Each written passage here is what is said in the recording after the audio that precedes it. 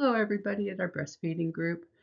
Thank you for giving me an opportunity to record this session on motivational interviewing and related to breastfeeding. I appreciate this. All right, let's get going.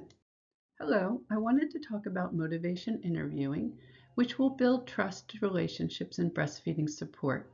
A lot of times we hear, as lactation people or nurses or healthcare providers, whatever your domain is, if you're supporting breastfeeding in any way, is that a person says that they got mixed information, they were not quite sure how they could succeed at breastfeeding. And I believe with motivational interviewing, if you can drill down to what makes the person want to breastfeed, what is their own motivation, and what is their scale of motivation. Think about it. If their motivation from 0 to 10, 0 means no motivation, 10 means extremely motivation, well, where do we start with them and build that trusting relationship and build their success in breastfeeding, parenting, in anything in life from their point of view? Then they take full responsibility of their breastfeeding, their parenting, their lives, and it empowers them to make change. And you are more the facilitator and part educator instead of fully responsible for their success or failure. So let's think about this and let's move forward on more information on motivational interviewing related to breastfeeding. Hello, let's explore together the concepts of motivational interviewing, or you can call it motivational communication.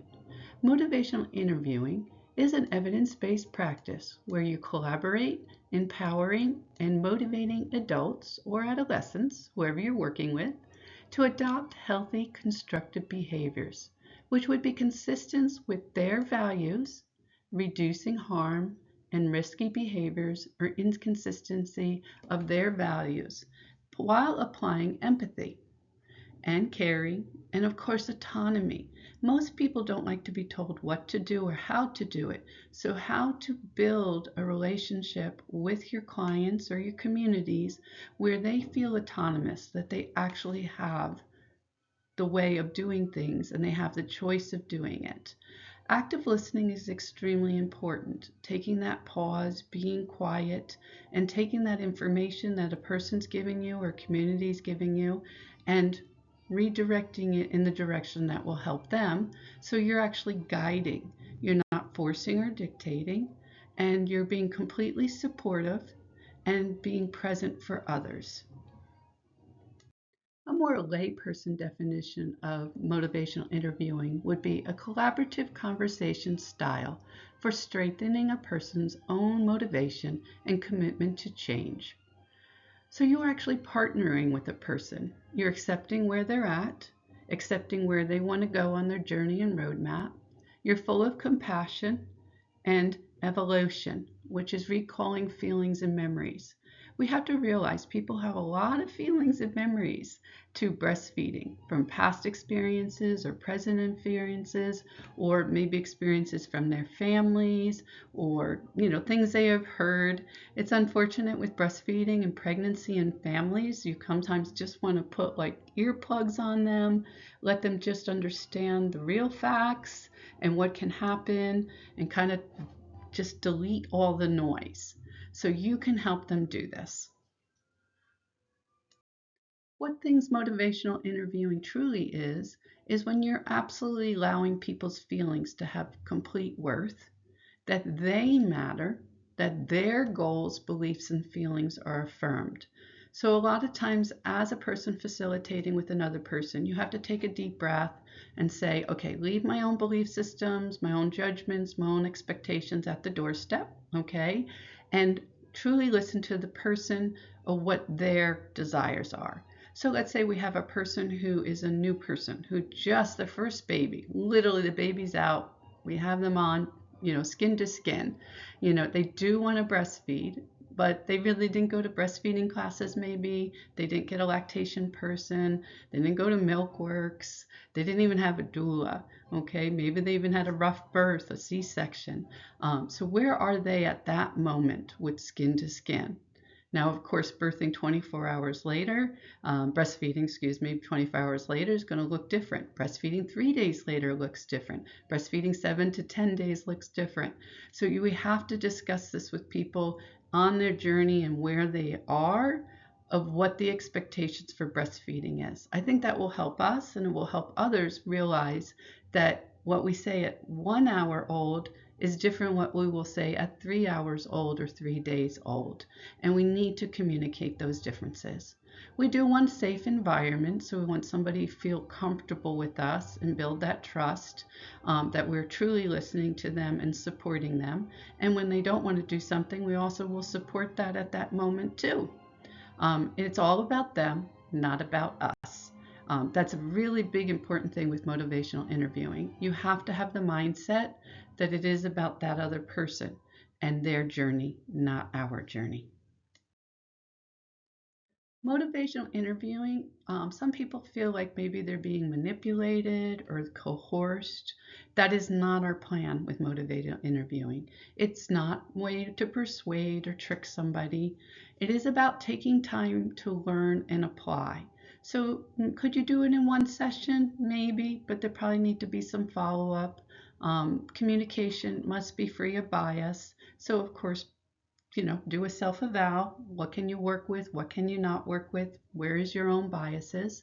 Of course, very client-centered. We do want to have a positive, open, and safe environment, like I've said before, and always in life, right time, right place, right moment. If mom is literally just bawling her eyes out, she's at 48 hours, she's just miserable, she is exhausted, it's probably not the time right now to talk about breastfeeding. Maybe it's the time to talk about taking a shower, getting a hug, taking a quick nap, finding a way that somebody else could take care of the baby for a little bit. And then when mom's more settled in, then we can actually apply motivational interviewing. You're saying, well, how do I even apply this? Don't worry, we're getting there. Through motivational interviewing, one of the biggest steps is engaging in the process of establishing a working relationship. And the focus is on building rapport with clients. It is more than just being kind to a client. A provider must be in tune in assisting the client in feeling comfortable and engaged in establishing a mutually trusting and respectful relationship. When a good working partnership is established through engaging processes, the clients are more likely to return to us, listen to us, and actually believe we're on their side. We do want to focus, okay? Helping, of course, the client agree upon a direction they're willing to go in. It's almost like a contract. Let's say a person says, well, I really do want to breastfeed. Okay, what if breastfeeding worked well? What would that look like? What if breastfeeding wasn't working well? What are you willing to do? And then just be pause. Lots of open-ended questions are important. So you want to engage a person, okay? So make that relationship first. Don't dive first in without getting that engagement. Figure out the focus. What is the person's focus, okay? Let's say it's a person that is breastfeeding pretty well. Baby's gaining weight, but it's about 4 weeks out and the person's considering, I have to go back to work. How do I use this breast pump? How do I hand express? Listen to what the person wants at that moment and work out the situation there. So that is really important. Where is that person in this moment? Your next conversation may be a totally different conversation because you've resolved that particular issue and now there's a new issue. The new issue would be like, okay, now that I'm pumping okay at work, but my supply is going down. How do I get my supply up now?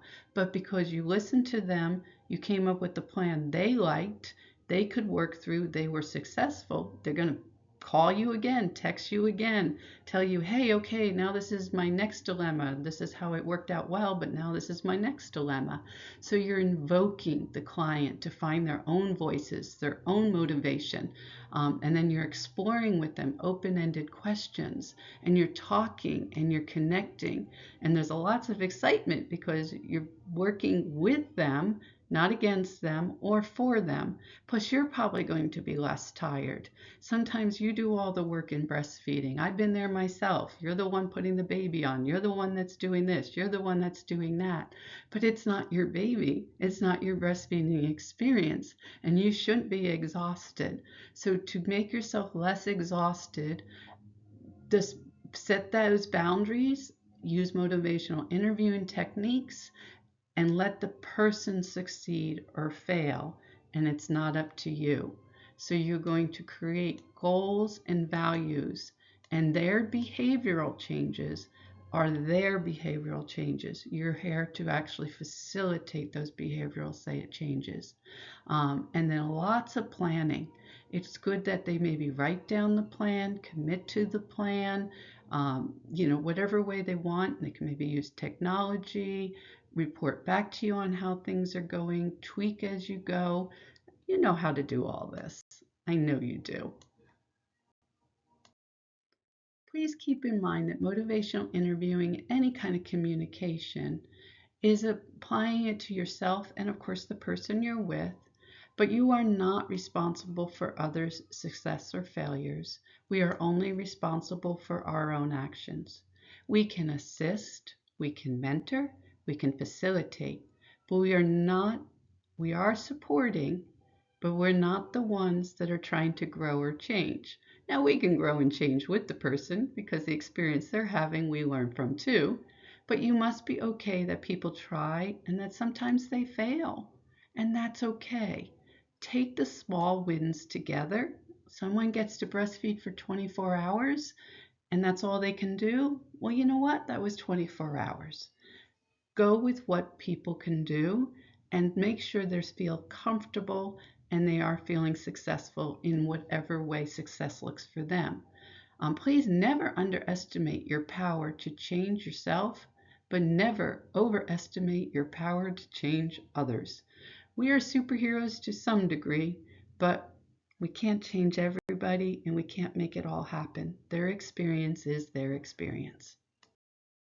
All right, now that we set some kind of ground rules or expectations of yourself and of course of the person you're working in breastfeeding, let's talk more about how to apply motivational interviewing and breastfeeding support. Okay, motivational core skills. I know you all do this already, but sometimes we forget the most important thing is asking open-ended questions. What if breastfeeding went well for you? What does it look like? What are you thinking about with breastfeeding? How is this going to happen for you? And then being quiet, affirming. Oh, I hear from you that you would like to breastfeed, but also maybe bottle feed. Can you give me more information on that? That can be a program you can do, or why you want to do that. And I know we don't always like the word why. Use it sometimes, though, in right way. Reflective listening. Oh, I hear that your breastfeeding is having a hard time right now. The baby is not latching very well. Would you like me to help you with the latch? And then wait for a response. Summarizing and recapping, we're all very good at that. I know we are. So keep doing that. And informing and advising. This is really important. I think sometimes as healthcare providers, we get too excited and we want to inform and advise. I even do it as parenting, as a grandparent or as a mother of 5 adult children. I sometimes put duct tape on my mouth or bite my tongue or take a deep breath. Wait for somebody to ask you for advice or ask permission for advice. And if they don't want the advice, be okay with it. Motivational interviewing uses a process called DARN. Okay, D stands for desire, A is ability, R is reasons, need is do you need it, N is for need, do you need it, and querying. I'd just like to go over this a little bit. So how important is change for the person? Ask that question directly. Say, how important is breastfeeding for you? And you can even use a scale, like I said earlier, 0 to 10. It will give you an idea of where they are. If they say 1 or 2, they're still kind of on the couch. They're not really motivated. They're not looking to do it themselves very much. So you can ask questions like, or hear them in their conversation. If they say, I want, or I would like, or I hope to breastfeed, they're on the desire level. Okay, they're desiring it, but have they read a book? Are they actually looking to breastfeed? Have they speaking about breastfeeding? Where is that desire? Ability is a little higher, like they're a little more committed. Oh, I believe I could breastfeed. My mom breastfed, my sister breastfed. I actually have some milk that's coming out, and I'm 36 weeks pregnant. Oh, I bet I can breastfeed. I actually had been reading a book about breastfeeding, and of course, I wanted a lactation person prior to even giving birth. And I'm here, and I'm hiring you. Now, that's like a lot more positive. Reasons. Oh, I see why I must make the change. I'm committing to breastfeeding. I want it to happen. The rationale, why do you want it to happen?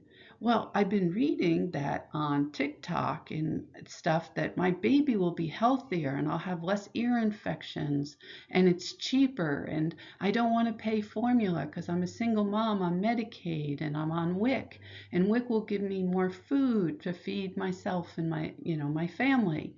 Well, wow, there's a lot of reasoning there. So that person's probably from 0 to 10, about 5 or 6, maybe even a 7. I need to breastfeed. I am determined to breastfeed. That's the only way I'm going to do it. Well, that person's probably 8, 9 to 10. So when you hear these words, desire, ability, their rationales, they really want to do something. Or let's say the opposite. Oh, there's no way I'm going to breastfeed. I don't even want to. Well, there's no desire there. That's a minus like 10, right? So where are you going to start with that client? Oh, I don't know if I have the ability. I barely had this baby. This is my third loss, and I'm finally pregnant. I'm getting to 30 weeks. Mom couldn't breastfeed. I don't know anybody who's ever breastfeed. Ooh, that ability's not too high, maybe. Reasoning. Well, I don't know. I have to go right back to work at 3 weeks. I don't know if I can establish breast milk.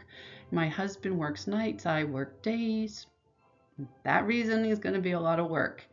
I need to go back to work. I need to make money. I don't know how I'm going to fit in breastfeeding. So you can see how it can go more positive or more negative. So find out where your patient or client is at the time and space, and then work from that steps. So let me give you some ideas on motivational interviewing when you want to ask questions on the desire level. If you really did choose to breastfeed, what would that look like for you? Some of these questions can be all any level, but this is like a desire question. How could you do it? Get a plan. Get them to brainstorm. How likely it is you can breastfeed. How confident are you? I mean, if they're saying I'm really confident or like, ooh, I don't know, right?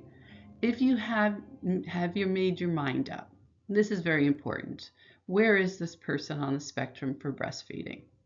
What ideas do you have on how you could successfully breastfeed? What are their plans? What can they put into place to be successful? Motivational interviewing with ability questions. If you really did choose to breastfeed or pump, what would that look like? If you could do it, how likely is it that you can do it? How confident you are? The same questions for desirability, but it never hurts to repeat. So you can actually put in your tool bucket, let's say 2 or 3 general kind of open-ended questions to get an idea of where a person is, where they're willing to go, and where to help them grow. What ideas do you have that will help you breastfeed? Who can be part of your journey in breastfeeding and helping you? Ask these open-ended questions, pause, really apply that active listening, probably even write it down with them. So this way it's real and it becomes alive. And you also get the person to commit. Because a lot of times we brainstorm, we come up with a plan, but if they don't have any accountability to you, to themselves, to their family, and to their baby, They may just let it fall through the cracks. So please help them be accountable and commit. How about a reasoning? What are the downsides of not breastfeeding? What are the upsides of a breastfeeding, the advantages? Why do you want to breastfeed or give breast milk? Get their motivation. What is their motivation? And then hang on to it. Like that is your golden thing to work with. Hang on to why they want to breastfeed and grow their success through that, which is going to make it easier for you as a practitioner because you're working with their motivation, not your motivation. The need. I think societally, we are a lot of us in the need mode. What needs to happen? How important or urgent is it to us? What do you think must change? To be successful at breastfeeding, things do have to change, right? Things have to be put in place. Determination needs to be high. Resilience needs to be high. How are we building resilience, determination, that strong need, that strong desire, and that empowerment? How do we get people not to be, I hate to say it, kind of wimpy or given up too easily? How do we build them as stronger adults, stronger parents?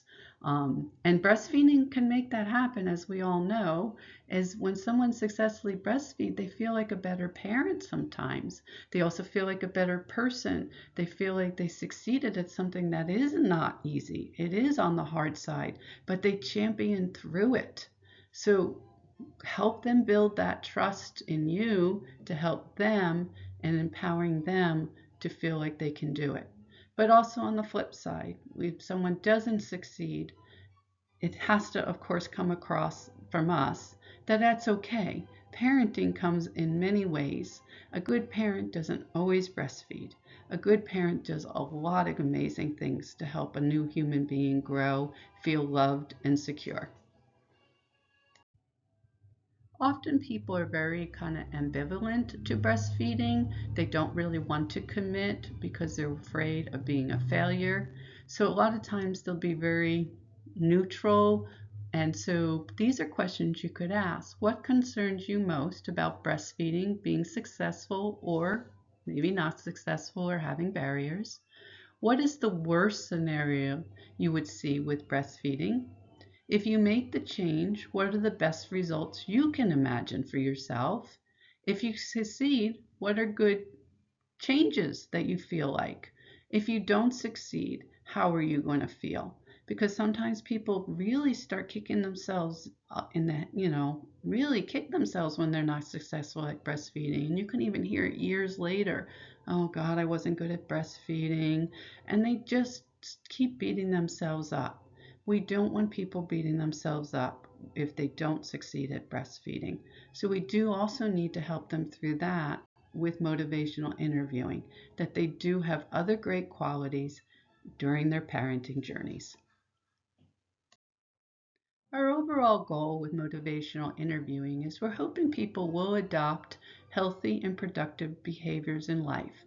Even beyond breastfeeding, you can have these conversations with teenagers, with 5-year-olds. I do with my grandchildren sometimes, how to motivate them, how to make them feel better, how to move to the next level in school or, their soccer game. So this is something you can apply to your spouse, your families, coworkers.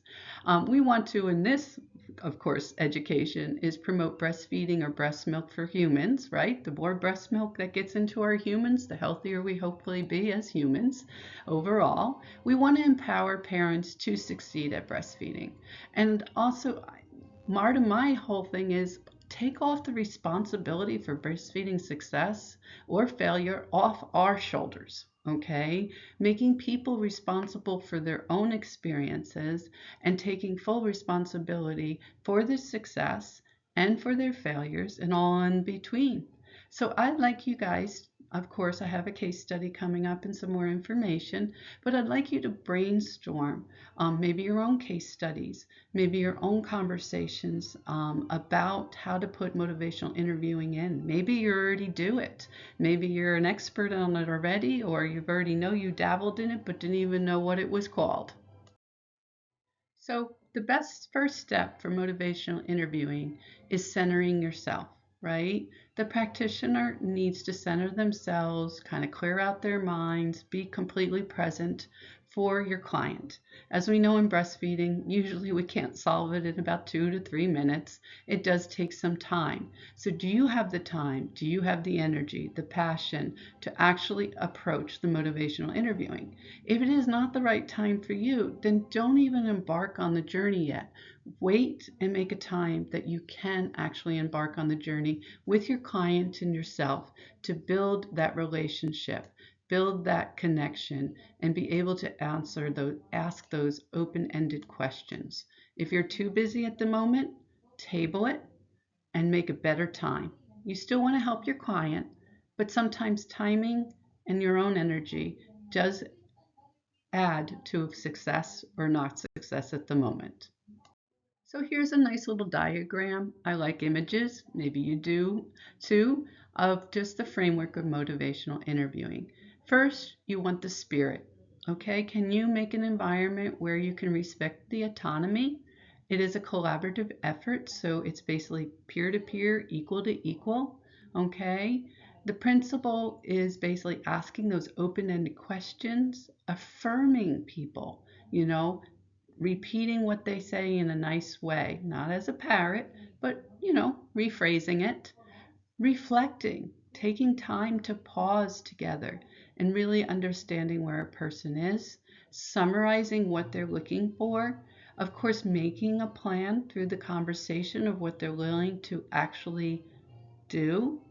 Listen to those key words. Is there a true desire? Is there a true ability? Do they believe they can do it? On what level do they believe they can do it? Is there a reason that's positive or negative, or don't even put it positive or negative? What is their reason for their breastfeeding journey? And is there a need for it? Do they personally see a need before it? And this is all related to behavioral change. Anything in life that we can succeed in is related to behavioral change. So where does this person want to change and how can you help them? I just put these kind of pictures here to kind of help us. Where is the person really at for change? Are they literally have the baby at the breast and the baby's latching? Or they're just sitting on the couch hoping they'll breastfeed someday and the baby's in the bassinet? Is the person climbing the mountain, rock climbing and truly succeeding? So definitely assess where the person is first, what level of motivation they have before you proceed. Hello. All right. Now I would like to give you a case study for you guys to actually role play together. I'll kind of go through the slides. You're welcome to actually pause the slides or just finish the whole thing and then talk about it afterwards. It's up to you. I'm not in the room. All right. We have a person, 20-year-old female, gravida 1, para 1. She gave birth to a baby boy 3 days ago who is about 37 and 4 weeks gestation. She was sent home after the delivery on the second day. The newborn is crying a lot, not latching well, and the mom is engorged. Mom was told to breastfeed every 2 to 3 hours, is using a pacifier, and is not sure of what the feeding cues are of a newborn. Mom is a single parent but does live with her parents who are supportive of breastfeeding, even attachment parenting.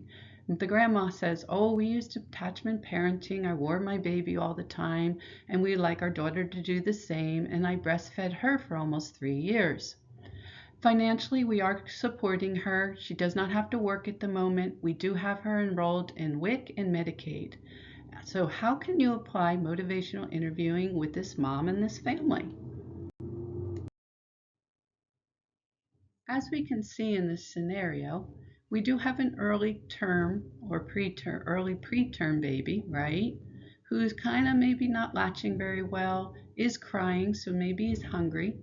What else would you like to know? Would you like to know about diapers and poops, weight gain? Those are things you can put into this scenario together.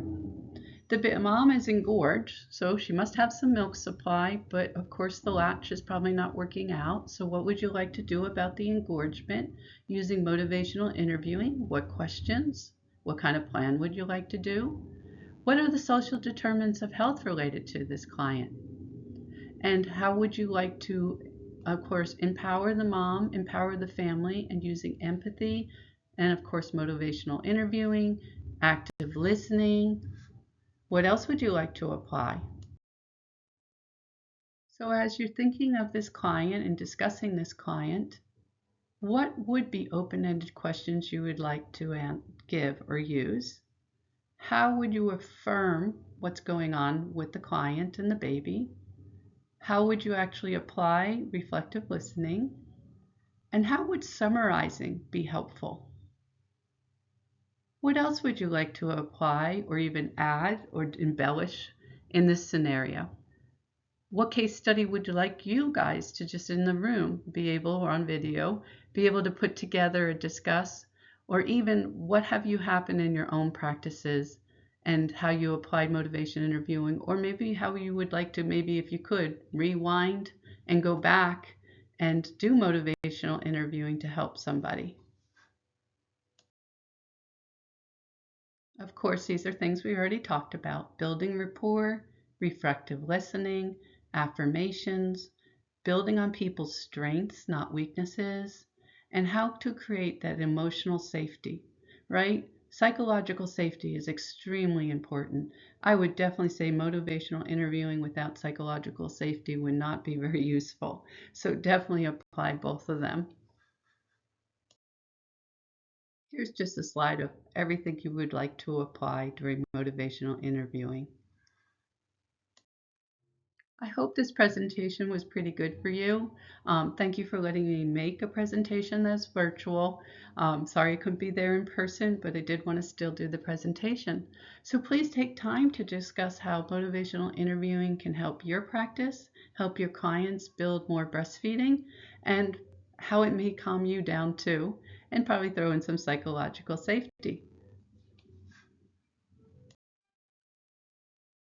So, of course, how can motivational interviewing help your life and others in the breastfeeding arena? I do challenge you to have an MI conversation today or in the very near future.